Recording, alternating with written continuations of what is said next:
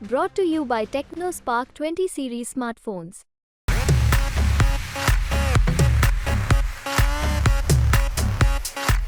जो उनके मुंह में आता है वो बोलते हैं, लेकिन हमें उसमें कोई लेना देना नहीं है कि तो कोई दोषी पाया जाएगा उसके खिलाफ कार्रवाई होगी।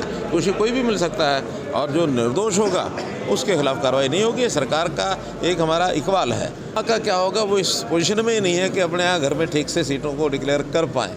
जिस प्रकार का रिस्पॉन्स पूरे हरियाणा में मिल रहा है, करनाल लोकसभा में मिल रहा है, निश्चित रूप से मैं कह सकता हूँ कि बहुत अच्छे मार्जिन से 10 की 10 लोकसभा सीटें और करनाल की हमारी विधानसभा सीट, जिसमें स्वयं मुख्यमंत्री श्री नायब सिंह सैनी वो प्रत्याशी चुनाव लड़ रहे हैं, सभी सीटों पर अच्छे भारी मार्जिन से और ये सीटें हम जीतेंगे। हमारी सैलजा कह रही हैं 400 पार मुंगेरी लाल के सपने। ऐसा उनको तो यही कहना चाहिए। आखिर वो विपक्ष में हैं तो विपक्षी लोग अगर ऐसा नहीं कहेंगे तो लोगों को कैसे भ्रमित तो करेंगे ही लोगों को। तो लोगों को भ्रमित करने के लिए कुछ भी जो उनके मुंह में आता है वो बोलते हैं, लेकिन हमें उसमें कोई लेना देना नहीं, कुछ कहना नहीं है। उनके कहने से कुछ होने वाला नहीं है, जनता के कहने से। आखिर ये 400 सीटों की चीज़ तो जनता का आशीर्वाद है और हमें विश्वास है कि जनता हमको इस लक्ष्य तक पहुंचने के लिए पूरी तरह तैयार बैठी है। दुष्यंत चौटाला के साथ अब लगातार बयानबाजी चल रही है। कोई बयानबाजी नहीं है, वो किसी एक स्थान के ऊपर ये विषय आया था, उन्हीं के पार्टी के कुछ सीनियर नेता ने कहा था कि ऐसा हुआ है।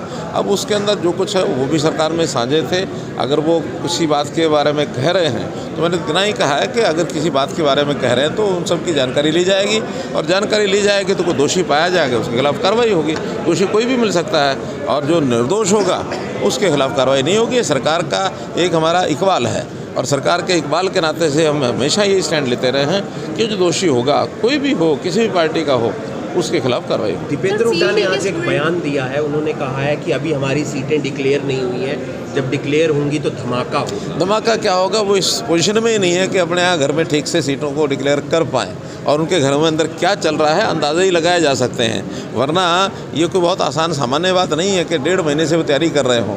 हमने 13 मार्च को और अपनी 6 सीटें घोषित कर दी, 4 सीटें बाद में भी 25 मार्च को हमने कर दी।